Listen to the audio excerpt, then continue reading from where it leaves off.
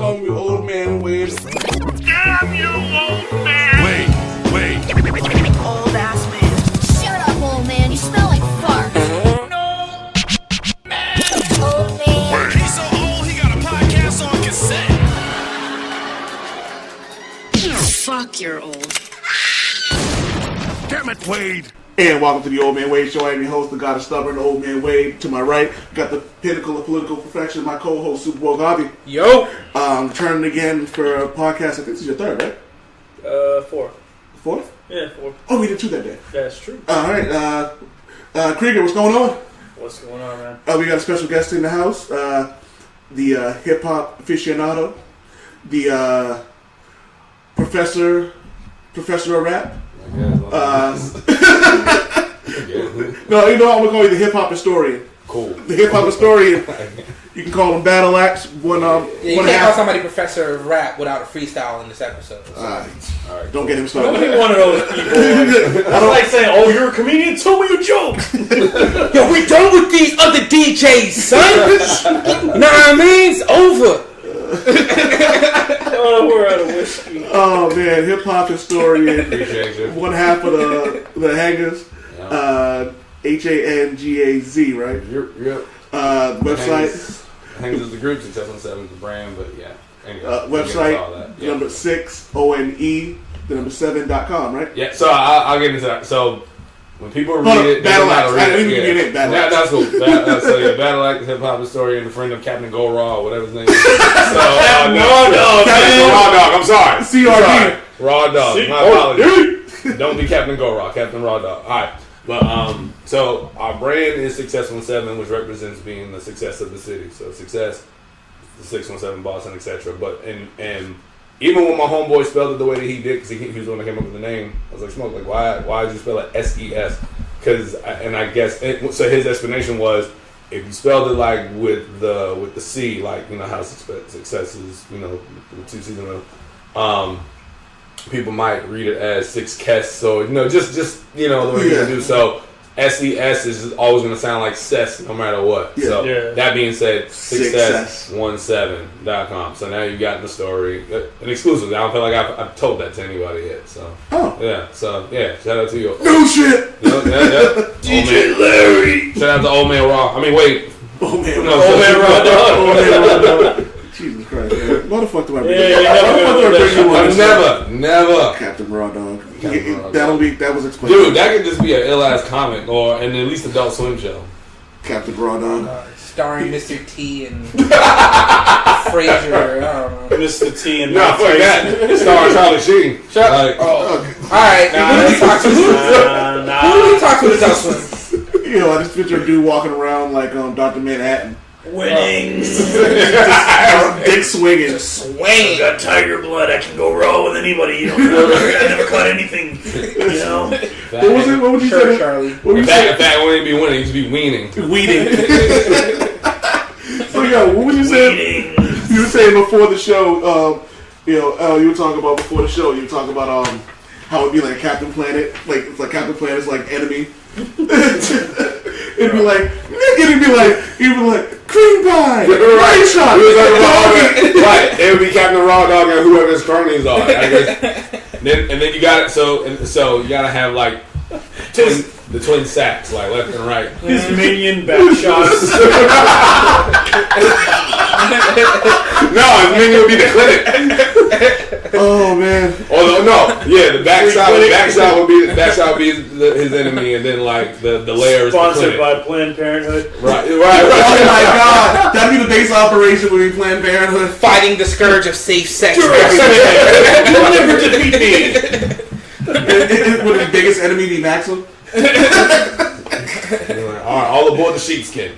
Be like in the Megazord. Oh man, that's fucking great. Trojan Man, you'll never defeat my raw dog style. It's nothing but. What is that gold light?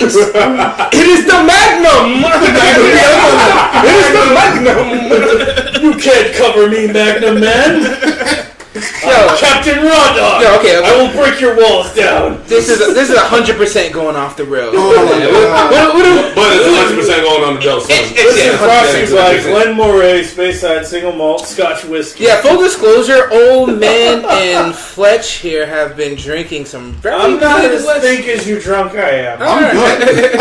Personally, I'm good though. Like it's funny. Like I still get alcohol in my system from feeling last good. night.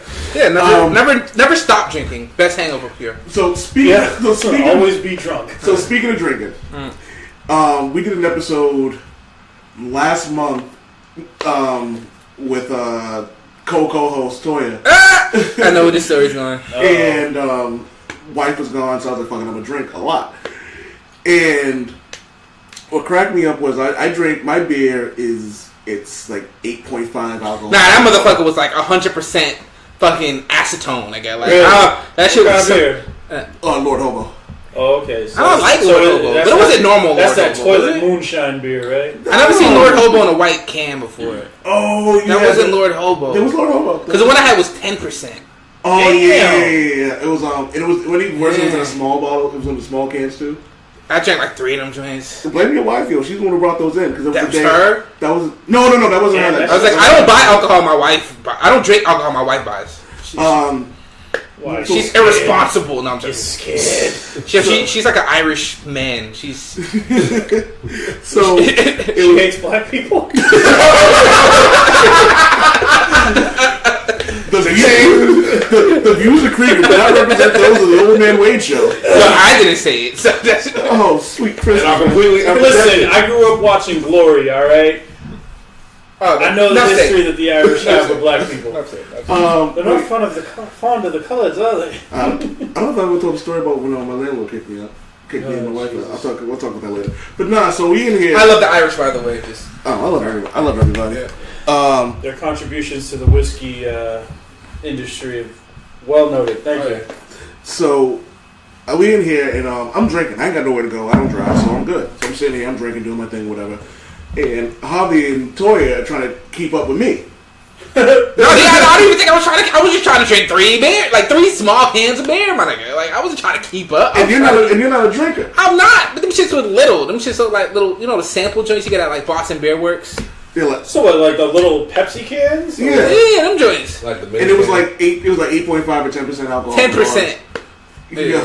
Yeah, but how did it taste though? So good. Oh, then who fucking cares? So no, I'm gonna get to why this is the thing. So they're drinking or whatever, and so they go home, and they both hit me out. Like, hit me up when you guys get home. They hit me up 3 o'clock in the morning. I get an IM from both of them like, yo, what devil beer did you give me? I got home and went to sleep and didn't wake up until 3 in the morning. Yo, Old Man Wade is not responsible for your lack of ability. I get home. I'm trying to. Or you're going raw. I'm sorry, because your wife was in She was in Toronto. I heard that. I guess nobody else did. I left out a part of the story. My wife was actually, It's on there. It's on. Marie was actually here, but what was funny was Yeah, we be hearing mad shit on the replay, yo. yeah. But You know, so The sad thing is that joke really deserves the laughter. I don't even want to know what I do. I'll go back and You'll hear it. So Sipping my whiskey. So actually, my wife was here. So Maria gets home, and she brought like 3 bottles of wine, right? And so after the beer that the Coco host has been drinking, she had some Maria's wine too. yeah, she mixed it. Maria mixed it for her, right? Yeah. So so she mixed the wine or whatever, and so we in here drunk, messed up, and just like laughing our asses off. Did a pretty good podcast. Yeah, and then we got some other stuff that never came out that I still have on here, but See, I can't fuck with wine. The archives. yeah, you know what? Nah, I can't. What? I just don't like the taste.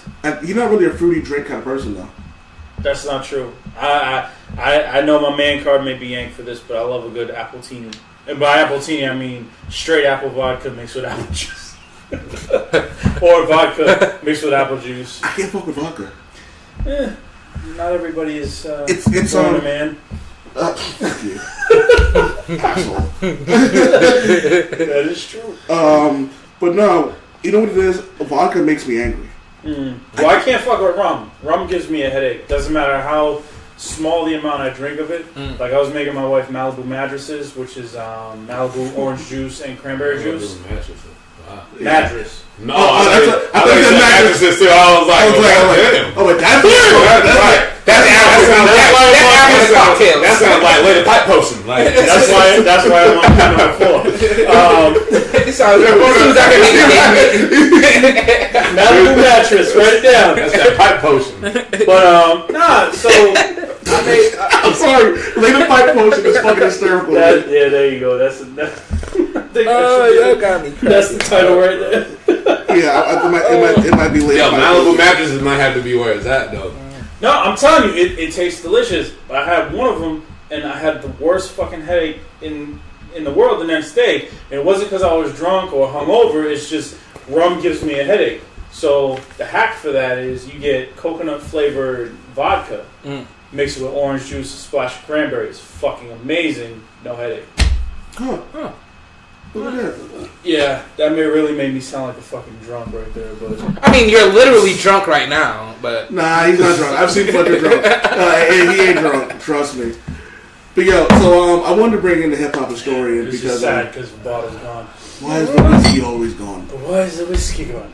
I wanted to bring Jelani in here. We were talking Out of water too. last night. It was actually this is actually impromptu because we were we were talking about How Duke just backed out and ran away. not Kamikaze. you know, Coward! Go watch Scandal.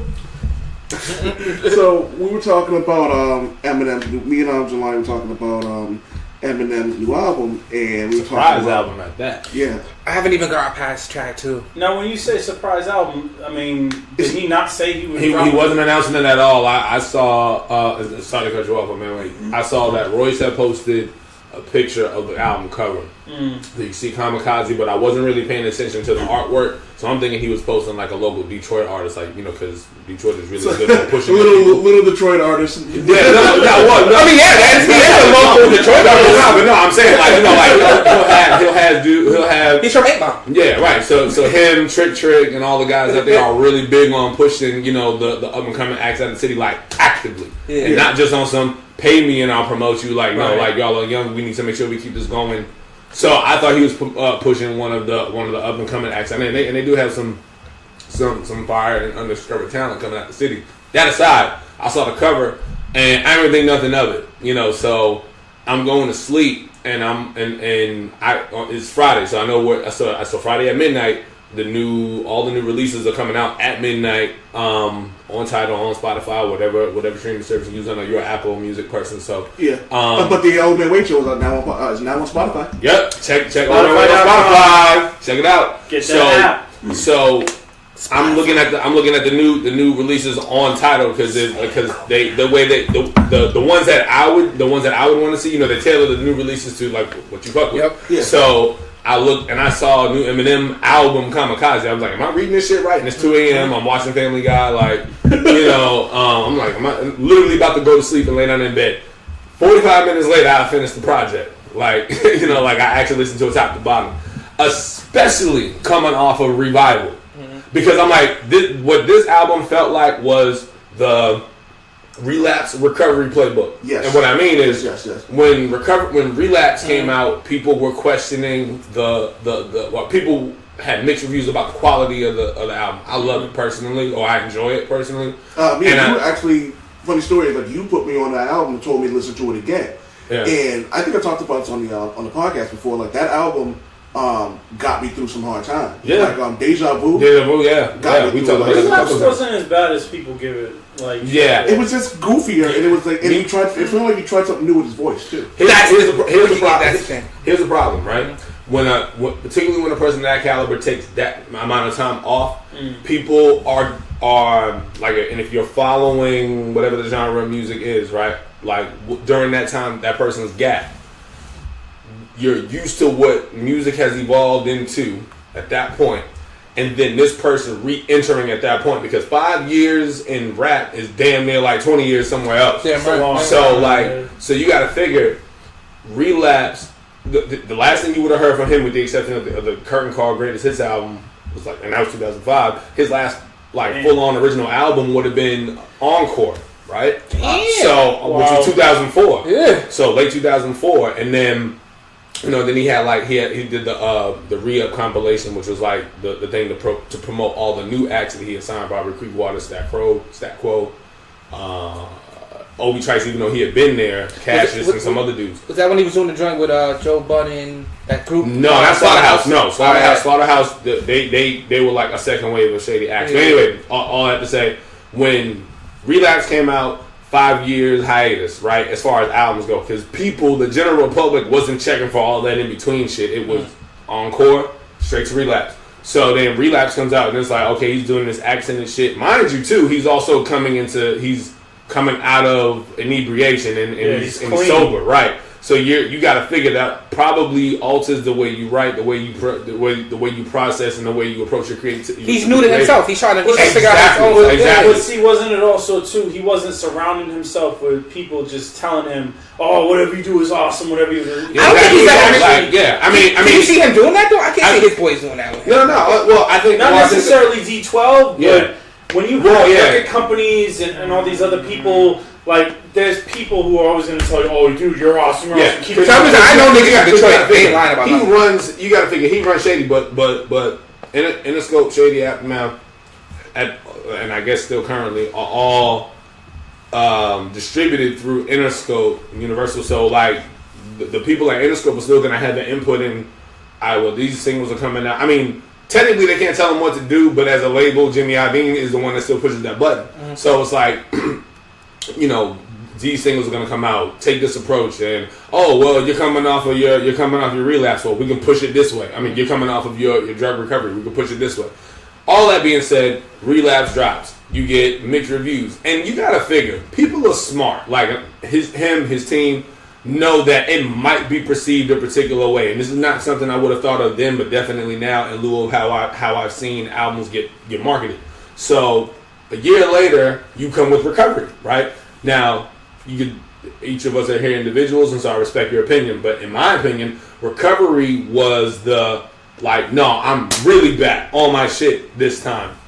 Sonically, it was different. Like, because if you notice, his first 4 albums was all production from him and Dre. Yes. Yeah. And then there's another dude, Jeff. I'm forgetting his name right now, probably because it's fucking whiskey, but. Mark Basson, Jeff, somebody, and forgive me for not remembering. But anyway, the majority of the production came from Dre and them.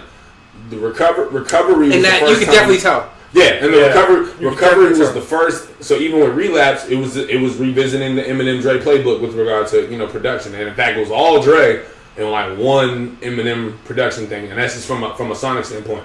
Then you get to Recovery and Just Blaze, Boy Wonder, who's responsible for a lot of Drake records. Will Made It. Right, exactly. Yeah, right. Yeah. No, Mike Will Made It didn't start doing shit for him until like the last year. Oh, I thought you were talking about this album. Yeah, no. Okay, not Recovery. No. So Recovery is Just Blaze, Mike Will Made It, one Dre track.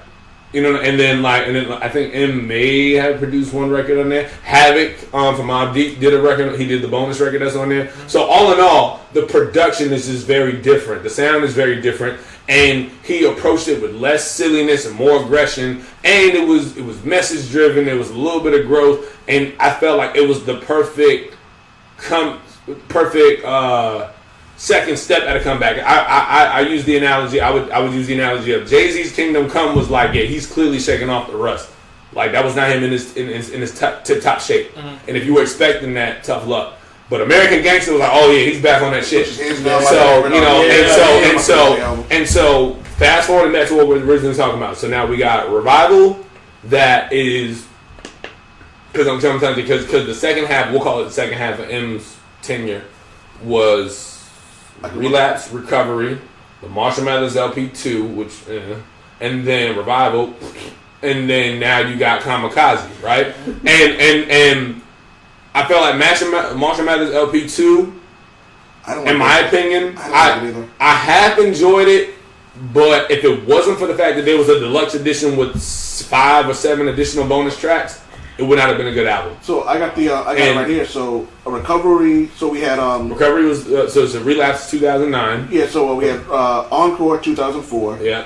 You had Relapse in 2009. Recovery 2010. Recovery 2010. Then he MMLP 2013. 2013. Damn, you on your shit. So then Why they get? Hold on a second. Where are you storing all this information? I just know. So I'll be honest with you. The moments of my life, the moments of my life, I synchronized with when albums came out. And particularly people who I rock with, like I just know, like if you were to say 2012, I could tell you that I went skydiving the day before the Slaughterhouse's Shady LP dropped. Like literally the day before. Yeah. I was like, yeah, please Lord, let me hit the ground so I can hear Slaughterhouse the next day. Those are my priorities. Did you like Slaughterhouse? I did. I enjoyed. The Shady debut, not a whole lot. They retweeted me. I was hyped. Yeah, I met him. I met him when they first formed out in Foxborough. Actually, like they had it before they got signed to Shady. They had a show out of Gillette. Well, not at Gillette Stadium, but at Showcase Live right near the stadium. You was out there slaughter dancing? Yo, let me tell you. So Hammer Dance drops 2012. Yeah. This first album was when they were signed to E1, and E1 was... I think E1 was Koch Records, and then it turned to E1. That's basically where all the rappers who were signed to majors went to E1 so they can do their independent grind. But anyway, Slaughterhouse had just formed, like as a group. They put out a record together, and they were touring that. And I went to go meet them out in I actually didn't plan on meeting them. I was just the first one, literally in the parking lot, because I left work. Let me get to the show on time because it's out here in Foxborough. I went to the door once. Nobody was there. It wasn't open yet. So I went back to my car. I'm listening to music. I go back to the door again. It wasn't open, but I peeked around the corner.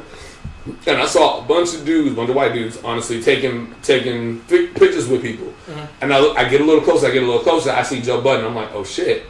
And my favorite member of the group for the record is Royce 5'9". So I see Joe Budden. He's the best. My favorite MC out of the group, hands down. I would go Royce, Crooked, Joel, then Budden. So yeah, like really Crooked over Jules? Yes. Really? Yep, totally. So then I get closer and I see Joe, I see Joel, then I see Crooked. I'm like, oh shit, like these are the actual real fucking people. You know what I'm saying? And for as much as people don't like to admit being star-studded, I was hella fucking star-studded just because he's a lyricist that I respect. Mm-hmm. And then out comes Royce on some movie shit, walking out the door, like like the glowing, aura around him, and Rick James, I'm like, yo, this is exactly right. Give it to me, girl. So I'm Royce 5'9", bitch. So he walks out. Some of my lyricist lounge too album. Yeah, right. So he killed that shit too. So he came out, and I got pictures with each of the members individually or whatever. So I won't forget that, but. Anyway, all that being said, when I associate, I know the years when shit drops because I associate that with different moments and whatever in my life. Like I'm pretty sure that that for people with, not even being funny, like for people with like Alzheimer's, like there are certain things and activities that can trigger like what they're capable of doing, like T.I.'s father-in-law. So Tiny's father was a musician, right? And before he passed away, like you couldn't get him to remember a lot of things. I'm sure, like family members and this, that, and the third, right? Mm-hmm. But he was a musician, so when they asked him to play something, he could play that just because that's the thing that you did habitually, muscle memory. So I think for me, like. Music is just the timeline of what I do for you guys. Whatever the thing is that you gravitate to will be the timeline for what you do, even years down the line. Well, for you, like it's not even just that. It's like for you, it's a passion. It's your profession. It's something. Yeah, I live and wake up and like I pray and then go on Spotify. Like that's impressive. I was gonna say, if it's something that you enjoy, it's easier to remember because you link that memory with a good feeling. Absolutely. So for her, or a bad one. Yeah. So for Tiny's father, his passion was music. Yeah. Like, oh, of course I remember that. I can't wait to do that again. So it was something I'm sure that was like that he was largely successful off of. And when you said bad memories, like same thing. Like 4 of my friends were killed in December of 2005. Outside of remembering that whole that like all in one night, same instance, and that whole time, I remember. I was listening to 3 albums. It was Lil Wayne's Dedication 2, Joel Santana's "What the Game's Been Missing," and the Biggie duets had just dropped, and also Funkmaster Flex's. I forgot the album, but it was like a double CD car show. Like it was a album that was a soundtrack to when he was doing the car show in USA. Yeah. So I mean, so needless to say again. Back when Lugs was popping. Oh right. He was a Lux spokesman. Birdman. But yeah, I mean, I'm sorry. Wait, just not to derail this, but did any of y'all ever wear lugs? I did. Were they worth it? So you know what happened was like. Tims were and still are hella expensive. Like so my parents were paying for me to be able to attend a private Christian school, and so they're not about to drop like $129 on some Tims every time I wanted to shit. You gotta go to that rent them outlet. Exactly. Right. Exactly. So and we figured that out later. So I'm gonna make it shout out to Rentham. But lugs, I remember being in the store and they had the butter, like they had butter Tims and then you got the butter lugs. Like so they had butter lugs. I bought a black pair, a tan pair, or the butter pair, and a navy blue pair. And then my school also had a very funny dress code. So it wasn't uniform, but you couldn't wear. It was very specific. You couldn't wear shirts with big logos. You couldn't wear overly baggy clothes. You couldn't wear open-toe shoes. So I had to kind of cheat the system. But there was a fly-ass Lugs long-sleeve tee that I used to wear long-sleeve tees like all hell. And there was a fly-ass Lugs long-sleeve tee that I used to wear religiously. A black one, and a navy blue one that matched the shoes. So I wore them. I wore them at least for a couple years because I had those all of my high school career and then probably partially into college. But yeah, I had a pair of Lugs. I had the jump off that were like ankles. Yeah, they didn't come up past your ankles. What were the purpose of those? Huh? What were the purpose of those? I think they were. You know what they were. This is what I call Lugs. And I just never understood the purpose of those types. I agree. No. To kind of answer the question, I think Lugs were Timberlands had a one night stand with Wallabies. Yo, that was their love child. Yo, that's it. Y'all right remember all y'all from the Beam. So y'all remember the spot by Manifest Music they used to have all the clothes? Yeah, Hip Zeppy. Yeah. No. It was actually next to Hip Zeppy. It was a shoe store. You lost me. I feel bad because I remember hearing the name Hip Zeppy, but I never went there. I never went. I know my hood pass might be revoked. Where'd you get your Jabot jeans at? Right. With like 20 bucket pockets. Yeah, man, pockets all the way down to the ankles. Hold on, first of all, you hear these rich motherfuckers talking about this? Bro, you looking at Bugle Boy? Faded Glory? You looking at JW? Honestly, I was lucky if I had Levi's. Y'all, you get your Jabot shit? So fun fact. Fun fact. As we talk about associated moments with hip hop, right? I never forget. So when rappers were on their fashion grind as far as promoting their clothing line and their different in the different lines in their all the different items in their clothing. Jay-Z was born with Rockaware. P. Diddy with Sean John. Fat Joe had debuted his fourth, what was it called, like 450 or something like that. I think something like that. It was either 450, 540 clothing line or whatever, right? And I remember, I think he did a signing at the Hip Zeppy in Mattapan, specifically. Like, now, because there were 3 locations. Yeah, how many people got shot? I was gonna say, like, that's kind of dangerous. I didn't go. I just remember hearing the shit on like 88.9 or 94.5. There was one in Mattapan. There was one next to Dorchester. So Dorchester, right next to Stash. Where Stashes is now. I don't even know. That wasn't Hip Zeppy at Stash. That wasn't. It was Hip Zeppy. It was a Hip Zeppy. It became another store. What was it called? I forgot, and it was short lived because I remember a dude. Not that it's funny, but it's just like a dude got shot in the store. Like somebody hopped off the bus. Damn. It's only because somebody I know was on the bus and saw it happen. Like somebody hopped off the bus, saw somebody they had an issue with in the store, ran in, shot that dude like on site, like literally got off the bus and I don't like him, boom, and then literally and the store, right, I think that was the 28 route, and then the store did not exist anymore. So whatever's next to it, I think it's now stashes in like a dentist office, but health clinic or something. Yeah, something like that. Yeah. So all right, so listen, we deviated like all hell from that's what we do. Yeah, hell yeah, like whiskey. Shout out to whiskey.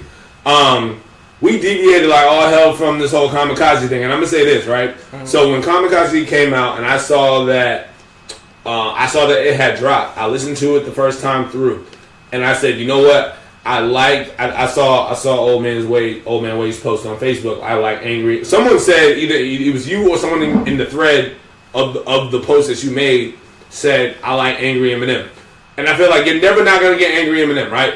So that when was he happy? That was a really good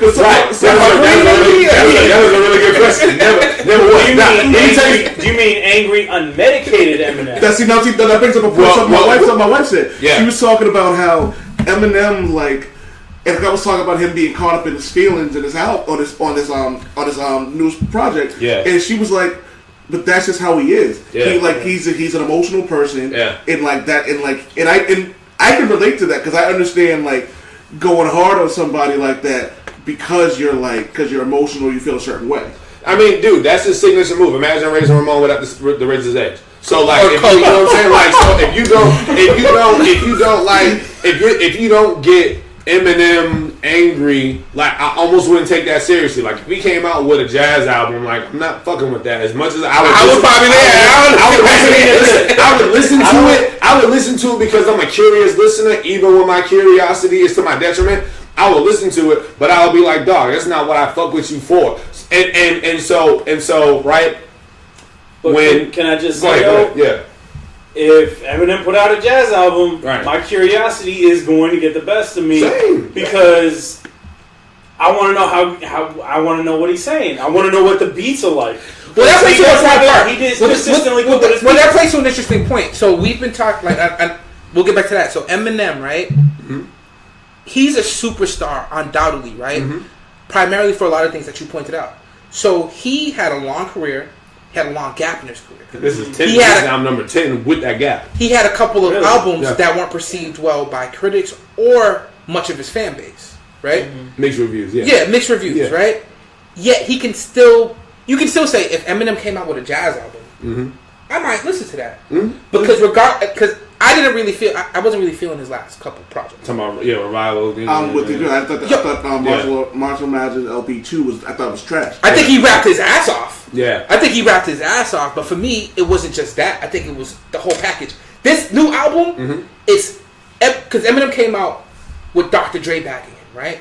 So he always had his MTV debut with Dr. Dre, Dr. Dre's production when Dr. Dre was at his prime. So Eminem has always not only did he have the lyricism, right? Not only did he have the flow, but he had the production and the musical shit around him. And even more so, you had the machine behind you to push that. Exactly. And I hear that. He is the machine now, but I hear that in Kamikaze. I meant that in terms of the mass marketing. Not so much because make no mistake about it. You will never ever be able to say that Eminem you'll never be able to say without a whole lot of contention that Eminem is a white rapper. Never. You'll never be able to say that. Even if you right, exactly. Even if you listen to Marshall Mathers LP and weren't feeling the album, even if you listen to Revival and you weren't feeling the album, you will never ever say he's a white rapper. But this is the thing that people have to understand. Just because you have bars, that does not save the quality of your fucking song. Mm-hmm. True. So say that one more time. It doesn't say the album either. Yes, that's what I'm saying. Say that one more time for the people back. Just because you have bars does not save the quality of your fucking song. I will love Nas to death. Like as far as a fan and respecting his imagination, his pen work, his lyricism, and really just everything about them, because I feel like he's educated me personally more than a lot of my literary teachers. Maybe even science and mathematics teachers ever had, but like he educates if you actually pay attention to the content. I really, and in fact, this came up in your last podcast, which was my second time, like being on it. We talked about the difference between Nas and Jay-Z. Jay-Z, I've had to, and this is a really hard thing for me to really come into and accept at 34. But Jay-Z has always had better records as far as what makes a whole album. Yeah. And it's hard for me to say that because I will always respect Nas as that's the dude that eat the J. But make no mistake about it, the Blueprint was a better album than Stillmatic in a sense. You know what I mean? Like sonically. So with that, when Revival dropped, right? And I'm so glad you brought that word up. Thank you so sonically. You Yeah. talking about thank you. Let him get this out. So when Revival dropped, because again, right, and there's a couple of different points to this. One, Marshall Mathers LP coming out, you could have used that as a time to promote the second Slaughterhouse album. I didn't necessarily need a new Eminem album at the time, but whatever, you put it out, is here. You damn sure were not gonna make it match the success of the original Marshall Mathers LP. You just put undue pressure on yourself for trying to reach your diamond selling. I don't know if that was the diamond selling album. I feel like his first 4 albums were like all diamond. Well, Slim Shady LP was platinum. That's like 1 or 2 million. Yes, the Slim Shady LP was 1 or 2 platinum. Either I think the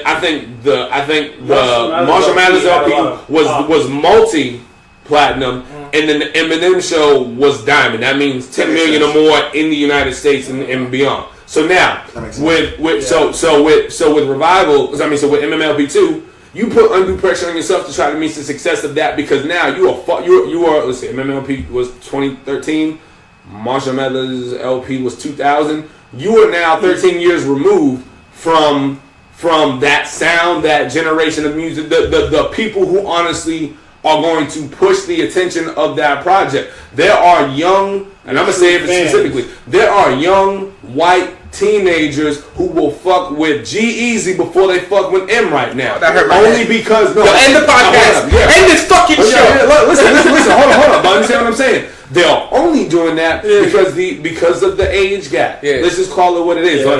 So like, I had to learn how to get to a point and say like, yo, listen. Jeezy's corny though. I can't fuck with him. Hey, listen. Say what you want, but he has a fan base that's saying that he's not.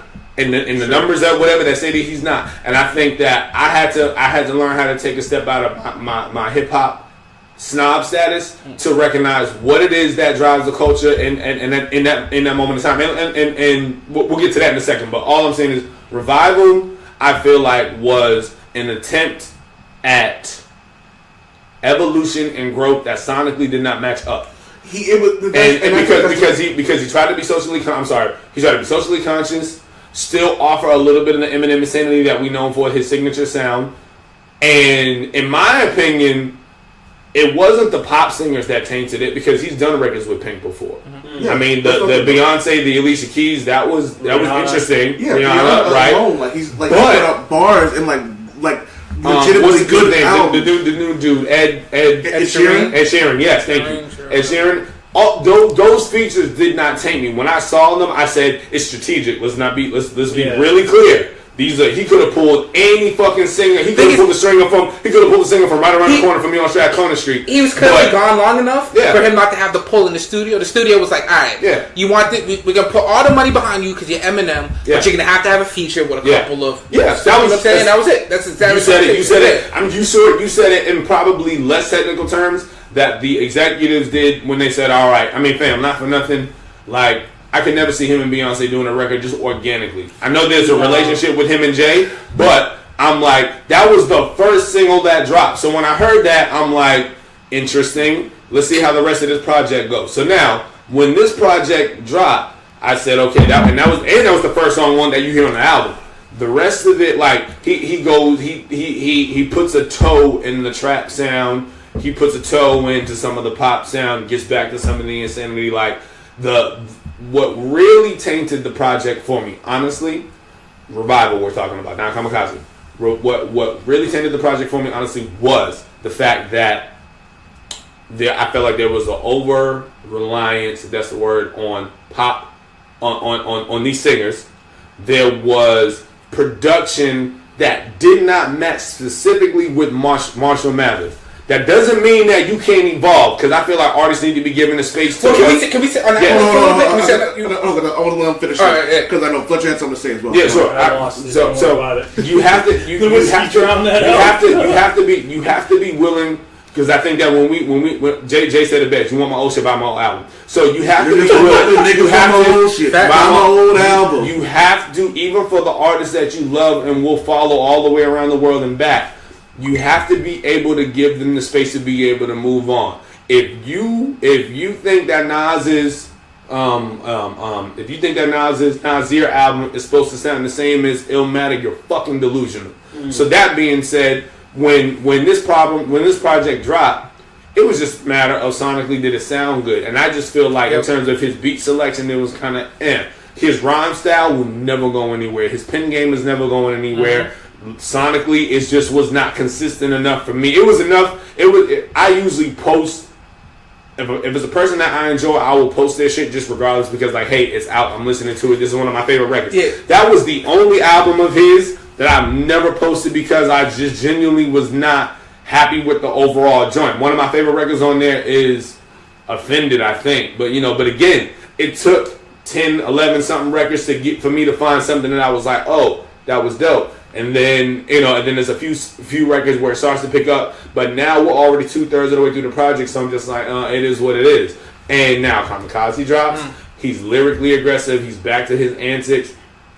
The beat selections still questionable. But I think he had to do that to make up for what was clearly the mixed review of the project. And we got to get into our Joe Budden text from last night too. Yeah. There's a lot more contemporary production in this album. Totally. And I think this was the Kiss 108 Eminem album. So this is revival.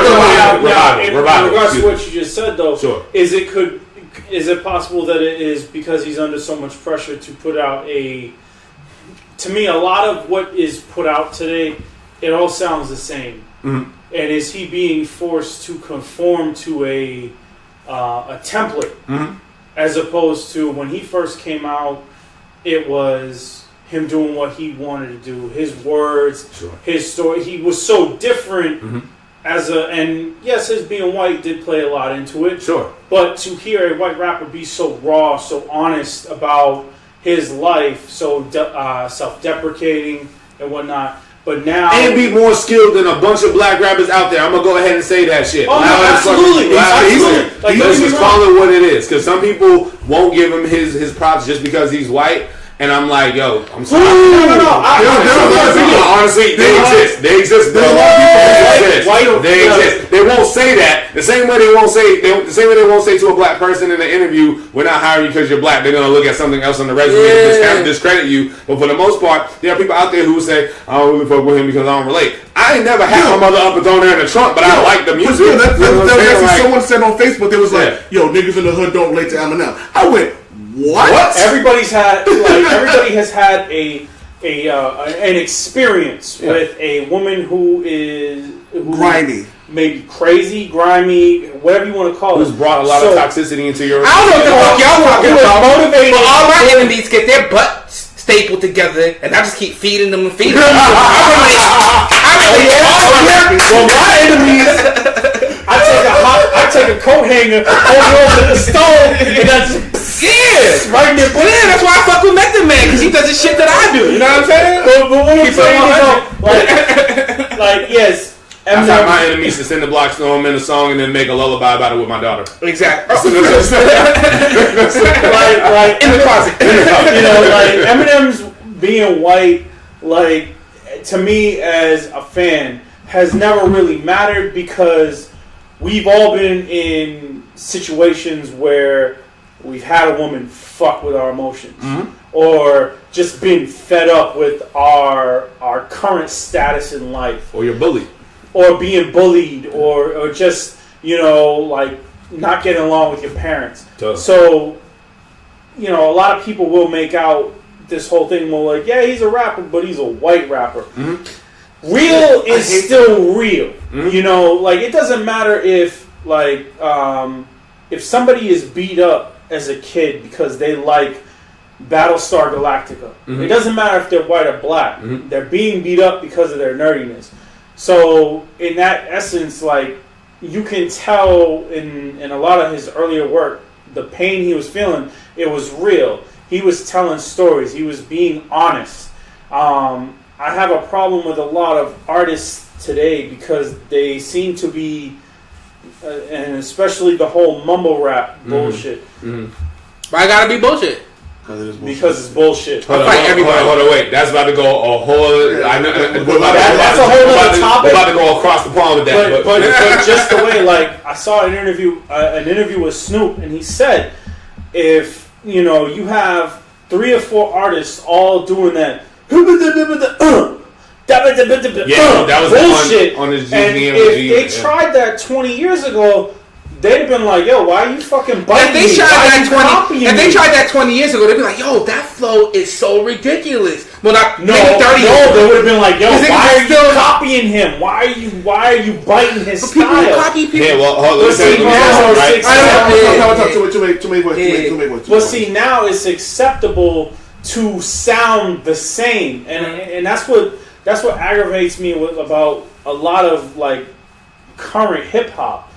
Like, even I like Kendrick Lamar, but even he has his moments where it's like he's trying to sound like everybody else. His message is legit, but here's the thing. The delivery to me is the problem. But here's the thing about I understand in a sense where it comes to, like, when you're, like, biting someone's style. Exactly. I get that. Snoop had a verse, and he dropped an album, Kool-Aid Man, which was dope. Yeah. He goes, see, you can blame it on the drugs or you can blame it on the music.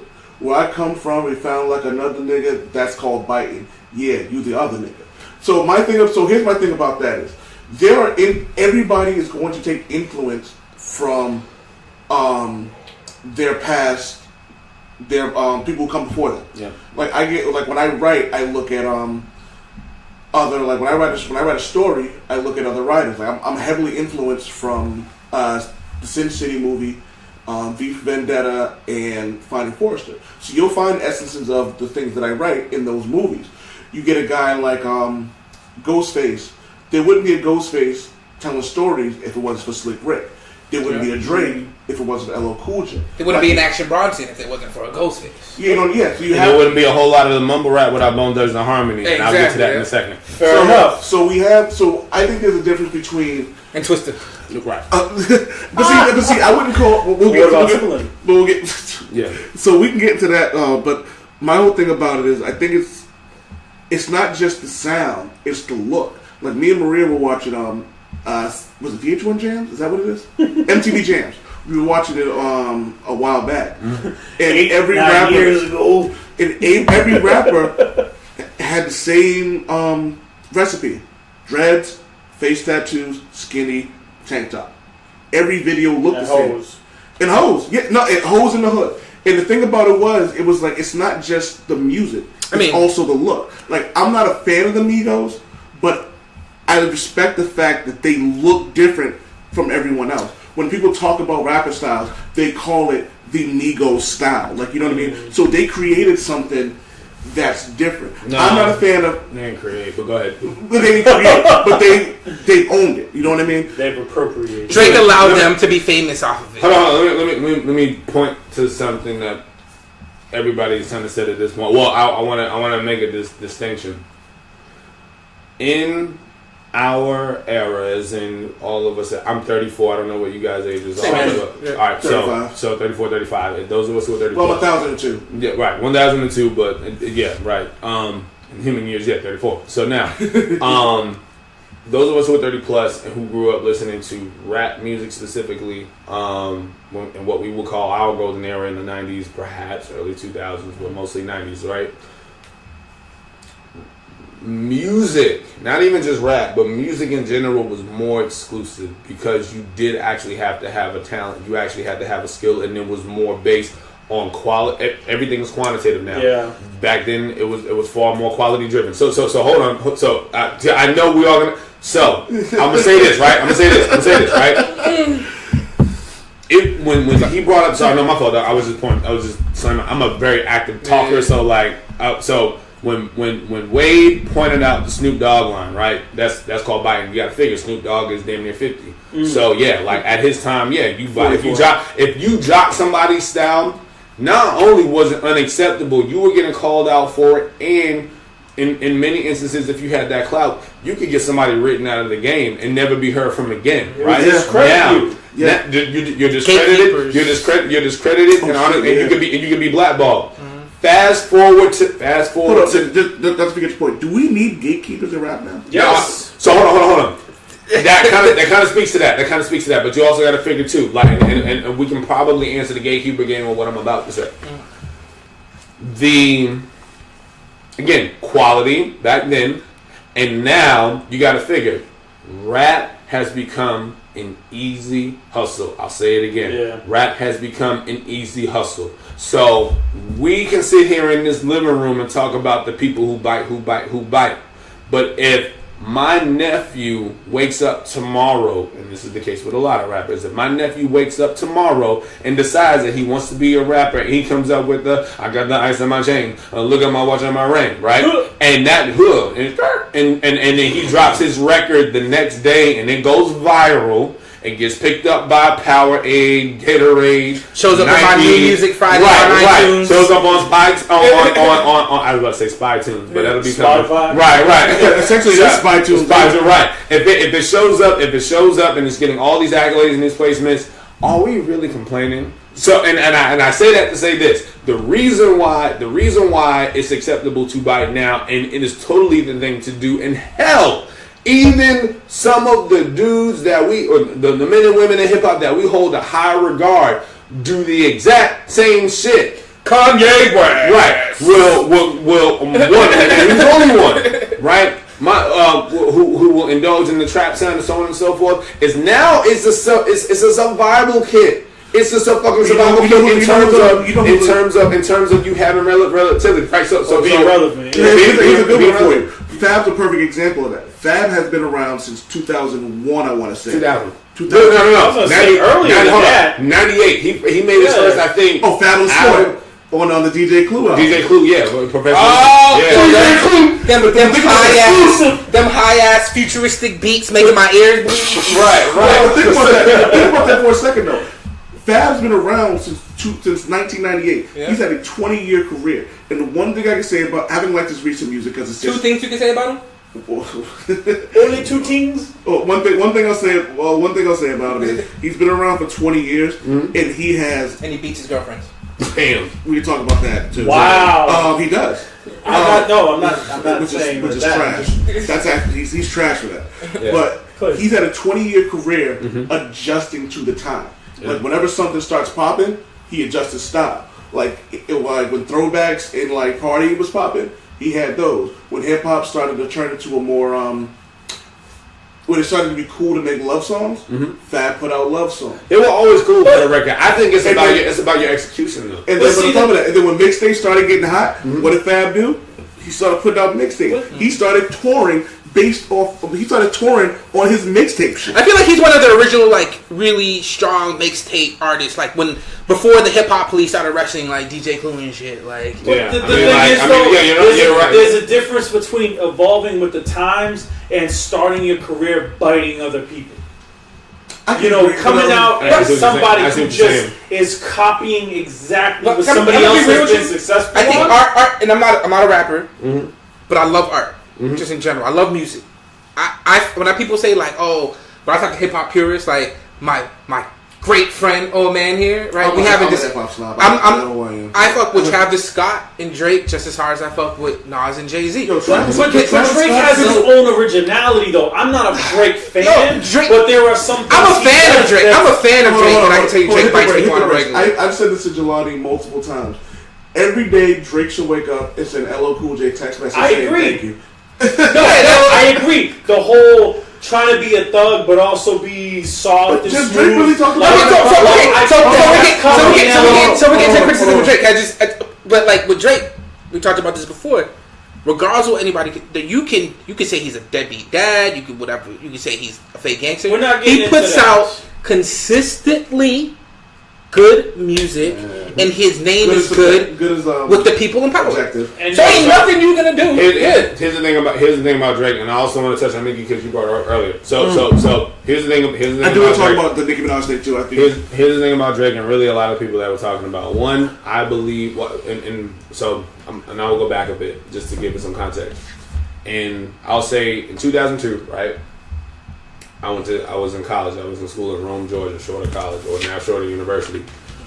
I'm from the East Coast, so much of I've been exposed to a lot of hip hop at this point. You know, 17, 18 years of life, and so I have but I still had an East Coast bias. I want to hear my Nas, I want to hear my Redman, I want to hear my Busta Rhymes, I want to hear my Fugees, DMX, Biggie, etc. Now, right, I get to school and I'm in the South. So when my homeboys and my homegirls are getting in the car and they wanted to hear something like, yo, throw that Lil Jon on, throw that Yin Yang Twins on, right? Yeah. At first, right? You know what I'm saying? Like everybody that was doing, like people used to shit on the Yin Yang Twins, but they had style. But they were original. But even if you don't explore originality, even if we're not looking at it from a lens of originality, it's just a matter of whether or not you like the music. Fuck sales, fuck marketing, all that shit. Me as a consumer, me as a hip hop, a rap fan, did I like the music or not? Right? So Lil Jon was starting to get a little bit of burn because of B.I.B.I. like at the time, right? And then I get down there, and now I'm immersed and engulfed in the shit. You know what I'm saying? So I have to hear it when I go to a party, when I go here. If my homeboys are actually, you know what? I got my water, but thank you, I appreciate it. Wherever I go, I had to hear Lil Jon. I had to hear whatever, right? Eventually, I start to listen to it on my own, like actually listening to Lil Jon albums and buying the Crunk Juices and buying the Crunk A Dead or whatever, you know, throw your hood ups and so on and so forth. And so I started to realize that, all right, you know what? I like different types of hip hop, always have. And for as much as I had to kind of get accustomed to to crunk and whatever other subgenres that maybe even come from that, I realized that, and I saw that, and I use this. Everything in its own place, in its own time. So fast forward to now, right? Talk about Drake. I enjoy Drake. I've always enjoyed Drake. I will always say Drake makes good music. Mm-hmm. This is the problem that I feel like that exists. People create, not necessarily you guys. People create opinions off of what they're exposed to the most. Somebody was bitching about music not being good today. Well, is it that the music's not good, or you're not looking hard enough for the shit that you want? Yes. Because if when I wake up, I go to my Rhapsody playlist. I go to my Odyssey. If y'all don't listen to Odyssey, you should. ODDISEE. If you don't listen, if I wake up, I want my Odyssey playlist, my Rhapsody playlist, and start my day or whatever, right? So shout out to Rhapsody because she's amazing. I'll say it over and over again. Female who's contributing to the culture right now, really pushing forth the sound that a lot of people who has bought Rhapsody, RAPSODY, Sign the Ninth Wonders, Jamla imprint, and Rock Nation new because they're distributed through Rock Nation now. But anyway, like. With regard to whether you're talking Drake, Nicki, and so on and so forth,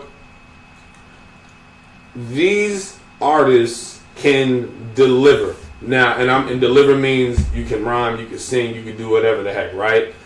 If you get tired of Drake, that means you stop listening to albums, right? You stop listening to albums. So then the only thing you're going to hear is what you're seeing what's getting the mass push, what's getting mass marketed on TV, on radio. If you listen to radio, I really don't, which has honestly been good for me. Those decisions come often from old dudes in the boardroom. And so understand that those mediums are meant to push a particular sound and vision. So when I tell you that my favorite Drake record is. When I say my favorite Drake record is Lord Knows, could you all tell me one line from that song? Lord Knows. So by exactly. So featuring Rick Ross off his second album, I can say that because I actually took the time to listen to the album and find something that I suck at titles, but I gotta look it up. No, it's fine. Yeah. Lord, and it's and so. Just Blaze producer too, but that was off his second album in 2011. Now he's dropped records that have come out since then. And, you know, I fluctuated in my opinion about them. But one thing is for certain, there's a consistency about him. At this point, he can do no wrong. And I don't want to call him the Michael Jackson of this era in terms of quality, but I will call him that in terms of no matter when he steps forth, if he makes a record out of mustard and ketchup packets, motherfuckers are gonna gravitate to it because his name is on it. And so and you're gonna enjoy that fucking album. And you won't necessarily enjoy the album. Two other people here will not. Exactly. But you got to figure again, and this is going back to what I was saying earlier. The market isn't driven by those of us in this room at our ages. It's not. At this point, we are going to the shows that we want to. We're buying the music that we want to. But our 30s, 40s, we're not pushing that shit. Kids are waking up every day, hitting the button more on YouTube. Kids are the ones that are investing more in stuff. And so therefore, when I was saying earlier that a kid now is going to fuck with G-Eazy or maybe Machine Gun Kelly, but I'll say G-Eazy because he's a little more recent. MGK. Yeah, if a kid's going to fuck with G-Eazy more than he fucks with Eminem, because if you're born... You know, if you're 11, 12 now, or 13, 14, 15 now, you don't have any reference of the Eminem that we were exposed to first. So you don't appreciate that shit. And I'm gonna tell you this: I don't expect you to. If you have if you're blessed with a parent, an older brother, an older sister who can educate you and put you onto that shit, that's great, because at that point in time you now have a reference. But beyond that, if you're discovering music now on your lonesome and on your lonely, you're going to fuck with the people that you see the most and relate to the people that you see the most. And honestly, there's a kid right now who might even call Kendrick old at this point. And I was put money on that shit, because the fact of the matter is he's already had now on a mainstream level a 6-4. He's on 3 full albums, but in terms of his tenure, he's on a 6-7 year run in mainstream, and now he's in his 30s. Yes, and Section 80 was not his major debut. Yeah. Like it was the thing that got him there. But Good Kid, Mad City, 2012, 2018, 2012. Kendrick is now old news to somebody. He's still relevant. He's still popular. Here's a question though. But here's the thing. Like, you brought something up that I want to touch on. You talk about someone who has a you have older people or elders who put you on old music. Like for me, I heard a lot of Prince in my house. Like, you know what I mean? I heard a lot of I heard a Tribe Called Quest, Quincy Jones, Michael Jackson, Earth, Wind and Fire. My uncle would put me on like Stevie Wonder. And like, you know what I mean, like older acts from like 60s, 70s. Like I have a Donna Summer and the Supremes. Like I have a respect for like Minnie Riperton. Like, you know what I mean. So I have a good knowledge of music because of the people who are older than me. So, but my thing about it is like you have this younger audience who doesn't. It's almost like I'll take you for example. You're hip hop. See, like to me, when I think of hip hop, and I think someone who knows hip hop, I think of you, because like you could give me a perspective that things I can't. Like I gave Drake a chance because Javi was like, "Yo, give the album a chance, you might like it." Otherwise, and which album are we talking about? The most recent one. Scorpion. Scorpion, yes. Okay. I wasn't really feeling it, but I was like, let me give it a chance because maybe I'm wrong about it. Like, you know what I mean? But I'll give it a chance. And so he listened to it, punched me in the face. Like, this is garbage. But we've had conversations about that.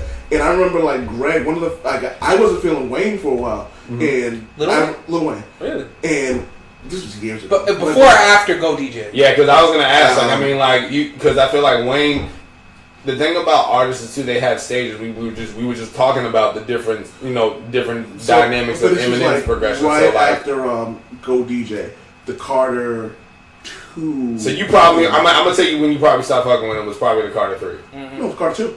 Really? You stopped fucking with him with the Carter 2? Carter 2. Because the Carter 2 was a phenomenal album. Like from beginning to end. No, I'm saying you stopped fucking with him. So I mean, in other words, or rather, you started to become weary at the Carter 3. I was like very weary at That's when the lean kicked in. And I was just like, I don't think the lean kicked in. I think that the sound changed. I mean, not for nothing. There's a bunch of dudes who are lean and zanied up and still make dope shit. I mean, he was fucked up through the Carter. Well, let me not say that because I've never spent every day with the man. But I mean, it's pretty safe to say that the direction and his ascension correlate with the sound that you get out of a person. I want to come back to you, Javi, about Drake, because with Wayne, right? Everybody and their mother, I feel like they're those who may claim to be like hardcore hip hop fans and or hip hop purists, I think is the term that people use, right? Yeah. They say that they were fucking with Dedication 2 or so hard body or so street, right? What came out first, Dedication 2 or the Carter 2?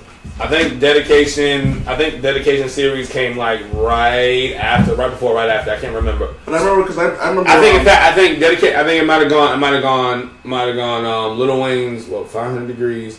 He did the Squad Up mixtapes. I'm sure Dedication 1, the Dedication 1, the Carter 1, Dedication 2, the Carter 2, or Carter 2, Dedication 2. And then you get to the Carter 3. Now here's the thing. I remember Carter 3. The Dedication 2 was like I think the first. I think that's when I started giving him a chance. Yeah. Because he had that this blood all over my shoulders, blood all over my shoulders. I'm in them S-dots, there's blood all over my shoulders. Yeah. And I was like, oh shit. Yeah. Here's the thing. What Wayne, I feel like Wayne and Rick Ross underwent the same transformation, necessary transformation. And Rick Ross is one of those guys I don't really like, but when I hear him, I'm like. He's super consistent. I'm gonna tell you to do something. I mean, it's gonna take up a lot of your time, but do it as you see fit. For Lil Wayne, listen to Lil Wayne and Rick Ross. I say with Lil Wayne, listen to his first 3 albums. Listen to his first 3 albums, like on Cash Money, then get to the Carter 1 and Carter 2, and you'll notice his really stark difference in how he was approaching his lyricism. With Rick Ross, we know him for Every Day I'm Hustling. And I'm the biggest boss that you've seen thus far, right? Now, whether you enjoy it or appreciate those singles is irrelevant. When he dropped his 3rd album, give me a second, it's Deeper Than Rap. It was. This is ridiculous, bro. Yeah, when he dropped Deeper Than Rap, 180 in terms of his versatility, and I think that's the thing that we. This is where we get into what it is that we enjoy or don't enjoy about certain MCs, right? If you don't, if Wade Fletch don't mess with Drake or Nicki or whoever, I respect that. I can't tell you and convince you and preach the gospel of OVO or whatever, but I can say that Drake and Nicki, Wayne, Ross are as versatile as they need to be to survive. And I feel like every interview I'm always going to quote this, but I feel like Jay has always just really made it plain and clear with certain lines. It's like the everybody think host thing is bling blinging, i.e. what you see in mass media, but they haven't heard the album, or they don't know English. Yeah. Only know what the single is, to single that out, to be the means or what he's about. Being I'm about my business, not mingling must, running my mouth, that shit kept lingering. No dummy, that's the shit I'm sprinkling the album with. Stop right there. So if you know what you need to do to draw in your consumer, right? Everyone's gonna know Black Album for Changed Clothes and Dirt Off Your Shoulders, because that's what's gonna be performed at an arena. Like when someone talks about the Black Album, first thing that comes to my mind is Lore. Yeah. Because when people talk, that's to your point. It's like, and I had to give Drake a chance, and it's like, I don't like Drake because I think he puts out bullshit, and I know he's much more talented than the stuff he puts out. So that's key. So I think that's going to the point you were making. So it's like, exactly. You're right, Hobby. Yeah. Back to Julian's point, it's the stuff he puts out to survive. But can we? But that's a mass appeal. One example. In one example that's different for today than it was back in the day with the really strong studio gatekeepers, right? Drake came out with his album, right? Like he's essentially, this is his last album with Cash Money, I think. I'm pretty sure that's why it was a double album. Yeah, so that he can the 2 albums. Boom. But even before that, he was kind of acting like an indie. He was acting kind of like he made his own deals with Apple. He did his whatever. So with Drake, damn it, I forgot what I was about to say. You talk about the need like him putting out the music. So this is the difference between today and back then. So Drake, he had his plan going for a double album. Like it was super strategic, right? Like his strategic marketing game is ridiculous, right? So you could tell when you listen to music on iTunes, you could tell which ones were supposed to be the intended singles by the stars, right? Oh, I think that's you're absolutely right. I always wondered what that was. I haven't bought music on iTunes in a grip, but I do remember So he had out of 23 songs on a double, 25 songs on a double album. There were only 3 stars. There were only 3 intended singles that he thought this was gonna go out and it's gonna make the album blow up. Shiggy, some viral internet dude, made one of his songs that didn't have a star in it. What was it? In My Feelings. In My Feelings, right? That wasn't supposed to be a single. Hold on. I'm gonna dial it back. I'm gonna dial it back. Yes, it was supposed to be a single. I'm gonna tell you like this, right? I've had this happen a couple times where I've listened to a new album, and granted, there might have been a single that got me there, but I can tell almost which record was gonna be next to get released. So Drake, if you notice, someone actually framed it almost as appropriation in a sense, where if you notice, right, Drake is from Canada. Yes. We'll start there. When he first came out, I mean, he had records that could appeal to any of our regions here, and regionally we know that hip hop. Can you be more specific? He's from Toronto. Hold on. Let's say this though. But let's say this though, right? And I'm giving the. I try to speak from the mind of like the ignorant and kind of the general public. So he's from Canada. Nobody knows what Canadian rap sounds like. Nobody knows what Toronto hip hop or Quebec hip hop or Montreal hip hop sounds like. You're just thinking Canada, because I don't know anybody who's coming out throwing. If you're ignorant, again, can I? Who here by show of hands? Who knows who Cardinal Official is? Oh, I don't know. All right, so we got you know the name. He raised his hand. He said, "Who? Can you tell me where he's from?" Or can you tell me where he's from? Toronto. All right. Can you tell me where Cardinal Official is from? Yeah, he's from Toronto. All right. 2 of us in this room now. He was from Toronto specifically. All that being said, motherfuckers don't know anything about Canada, right? So now, Drake comes out, and he has a style, because when I first heard him, he was rhyming like what I thought would be a northeastern stereotypically MC.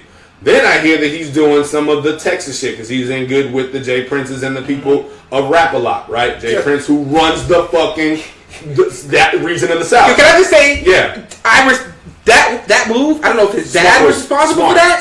Best move this dude made ever. Super smart. Because then what happened was Jay Prince, who runs Rap-A-Lot, the same place that housed UGK, Pimp C, and Bun B, and a slew of other artists. Drake got in good with them just in terms of relationship, but then Cash Money ended up picking him up, because I think Cash Money just was the best platform for him. If Drake had stayed at Rap-A-Lot, we would not see him the way he is right now. I'll keep it. I don't think. So now here we are, right? Back then, Drake taps into all these different sounds, right? Because then on the next album, so the first 2 albums, you're getting a mix of the Texas sound with the screw, but with his singing. And then some of the northeastern hip hop with his singing. I mean, hey, this is what it is. I understand where you're coming from. Now we get to the second album, and the hyphy sound of the Bay as well as other parts of the West is starting to emerge. Drake, I feel like Drake honestly really gets like some secret tutelage from Jay. Because I feel like what Jay does is he finds the elements of the culture that are becoming most prevalent and jumps on that shit right away, just so you know I do this shit. Despite my distaste for Drake, I respect the hell out of that. Yeah, no, I mean, here's the thing: he's strategic. That's all. So when we get to this last within the last 3 years, he's dropped Scorpion, he's dropped Views, and he dropped the More Life. What do you call it? The playlist, but basically it was an album. Now, the views, he tapped into the soca Caribbean sound and the Toronto T. That's legitimate because he's from Toronto. Yeah. So he basically took it to the Caribbean population, and I think that Drake knows what records are going to be in rotations in the clubs, at the radio station, so on and so forth. Like, his singles can pay for a lot of people's great grandkids years later. Yep. Fuck the album. You know what I'm saying? So now we get to the next album, More Life. He continues that and dips into the Euro step, right? So now the Euro sound, right? So Scorpion, which was dropped a few months ago. The New Orleans bounce. Anybody familiar with like New Orleans bounce music? Big Frida, etc., etc. If you're not, yeah, right. Big Frida, Magnolia Shorty, and some other. No. Big Frida's alive. I'm sorry. Because Magnolia Shorty's when they died. Now, this is my point about Drake. With respect to the word appropriation, right? I feel like this. Everybody borrows some sounds at some point in time. I think appropriation is a little bit crazy. It's just that he was the one that managed to make it to do it the best and get the most exposure for it. He's not beat you to the bunch. Not the best, but I just mean I know people are gonna say this off of this. That gets a lot. Yeah. People call Drake a culture vulture. Yes. And the thing is, Drake, whenever Drake quote unquote steals a sound, he shows love to where that sound comes from. And that's my point. Because here's the thing. Those first couple singles that came out off this project could have been totally whack, and I not spend too much time on it, but just to understand, getting back to the whole "In My Feelings" challenge and how to viral. When he put out, essentially just, so for all the people out here talking about millennials, do you love me? There you go. But so for all the people who are talking about, the Kiki challenge is so stupid. Yo, I bet not catch a video you guys ghost flipping around. Right, no, so listen, I was walking that. That's one of my favorite. I doubt. I honestly, right? Because you gotta understand. Like I always say, hip hop in its own place in its own time. So there's records on there, like the joint that he has with Drake, the joint that Drake has with Jay-Z. That was crazy enough. It was produced by DJ Paul from 3 6 Mafia, and I feel like Juicy J gets a lot more burn. So shout out to DJ Paul. So the joint that Jay-Z and Drake have on the first half of the album, right?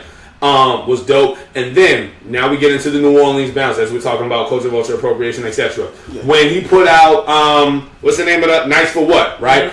Has sounds of the bounce, right? And they said the Lauryn Hill flip, etc., right? Has a video for it, goes viral. Like it's Drake, you're not gonna go wrong. When I heard In My Feelings, just listening to it casually, I said, "Yo, this is gonna be next."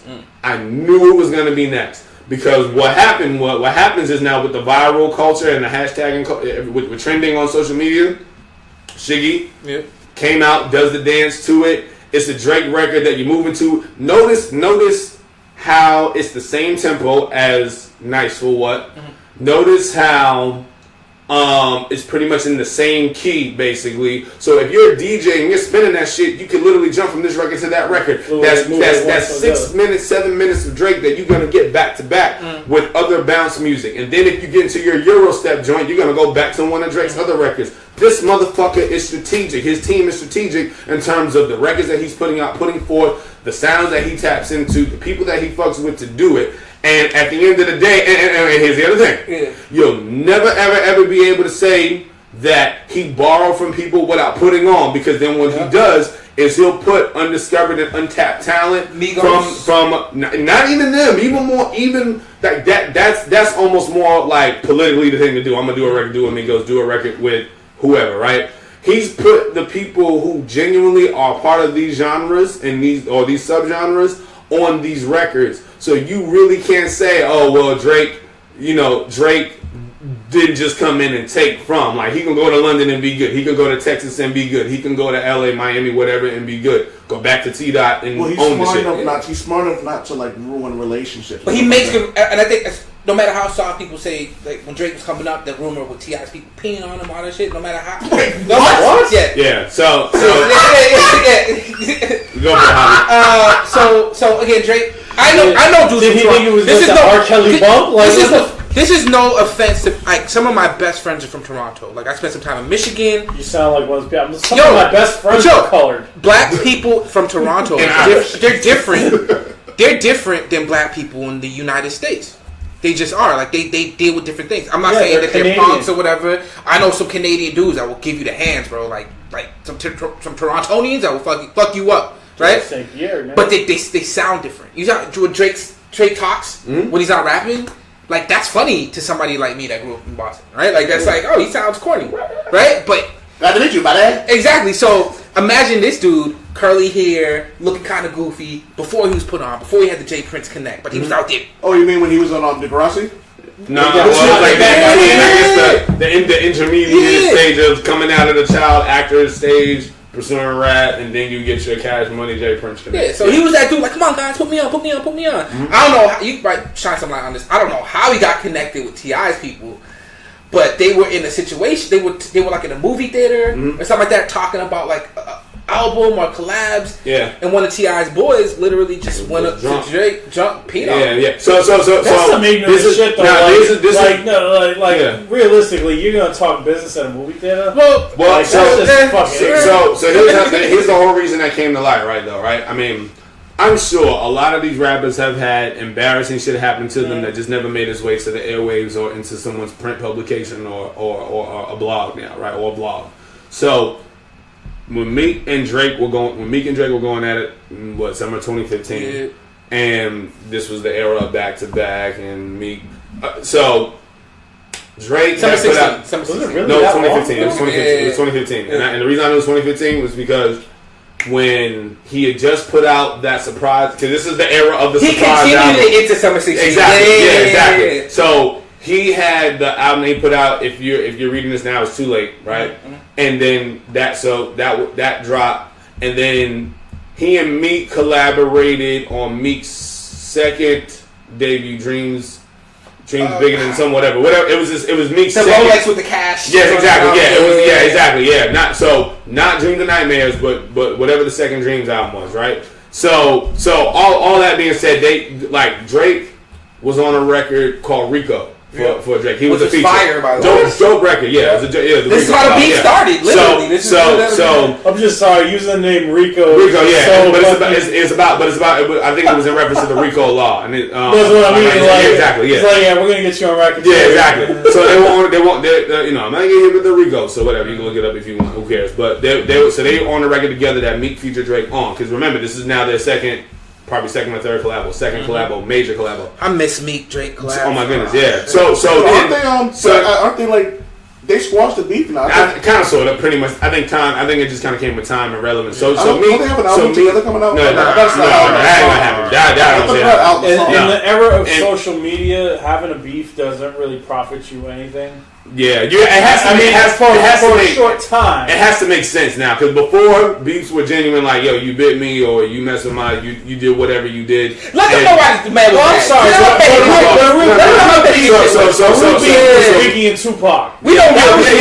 And that's both of them dying. And for the record, and I think Biggie and Tupac was a product of cultural vulturism. Yeah. We'll get back to that. Yeah. So with Meek and Drake, Meek, if I'm not mistaken, outed Drake for having ghostwriters, or he went on a Twitter rant regarding Drake having ghostwriters, and I think he said for some reason he was just frustrated with rappers and people acting Hollywood and being fake, because he's still fairly new to the mainstream world and transitioning into that and seeing how people operate in these circles in the industry, right? So he did all that.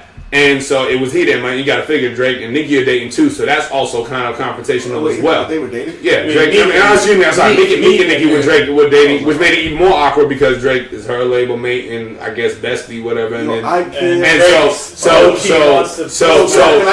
just say I can't wait until Nicki and Drake start beefing. That already kind of happened, but the problem with what they do, I think from an integrity state, they didn't go at it as label mates. Like they've said things about each other, but it was more so like we're not talking to one another. We're not, because Drake on his third album was like not even talking to Nicki because of some shit that I did. So it is what it is. I don't think that's gonna happen. I'm sorry, but we're supposed to just completely be that Kiki isn't code for Nicki. No. That's funny. You know I love you. That's funny. Like seriously, like how is you gotta figure that could have already happened. She don't sell enough albums to get with you. Yeah. So that's what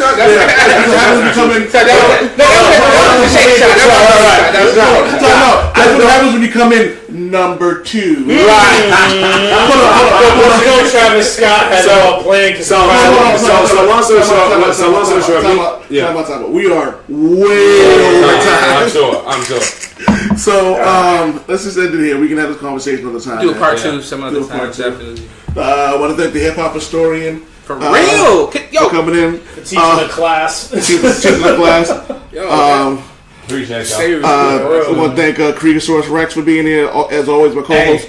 One last thing, and I know we're over time. September the 15th. Oh yeah, promote that shit. I forgot about that. I'm sorry. September the 15th at the Boston Public Library, Copley Branch. We are, myself, my partner Smoke, and a host of other MC Dro, Pretty Poison, and countless others who are a part of the hip hop community in Boston, on the planning group for what is called the IMC, what you did there, MC Showcase. And basically, the Massachusetts Hip Hop Archives, which is supported by Boston Public Library, UMass Boston, and Mass Humanities, has generously donated funding to put on 4 events between now and next year to celebrate each element of hip hop culture. So starting with so it's a free event. We all love free.